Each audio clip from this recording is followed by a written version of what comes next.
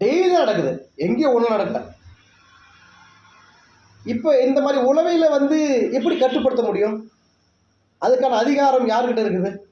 சட்ட ஒழுங்கை கட்டுப்படுத்தக்கூடிய அதிகாரம் வந்து அரசுக்கிட்ட தான் இருக்குது. இது ரொம்ப முனைப்போட செய்யணும். இதெல்லாம் ரொம்ப அபத்தமாக இருக்குது. இதை விட ஒரு வன்மையான விஷயம் எதுவுமே இல்லை. நாளைக்கு ரோட்டில் போகிற பொண்ணு பிடிச்சி கற்பழிச்சு இதே போல் வீடியோ எடுத்து போடுவான். அதையும் நம்ம பொறுத்தாங்க முடியுமா? இல்லை, அவன் அதை ஏதோ பிழைக்க வந்தான். அந்த பையன் வடக்க வந்துட்டான், தெற்க வந்துட்டான், மேற்க வந்துட்டான். பின்னே மனுஷன், இது சுதந்திர நாடு, யார் எங்கே வேணால் பயணிக்கலாம், சுதந்திரமாக இருக்கலாம். அவன் மட்டும் என்ன போனான், ஏதோ ஒரு குடும்பத்துக்கு பிழைக்க வந்திருக்கான்.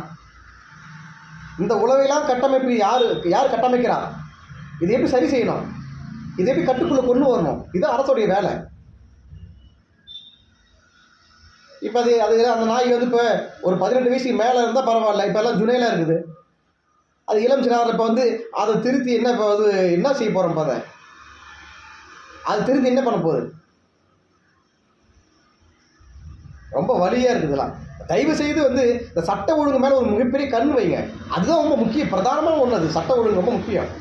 சட்ட ஒழுங்கு சரியில்லாமல் யாருமே தூங்க முடியாது. கோபத்துக்கு வெட்டுறது, பகைக்கு வெட்டுறது போய் இப்போ ஒரு ரீல்ஸ் மோகத்தில் வந்து வெட்டக்கூடிய அளவுக்கு வந்து இந்த சமூகம் இருக்குதுன்னா வந்து நினைக்கும் போது எவ்வளோ பதட்டமாக இருக்குது.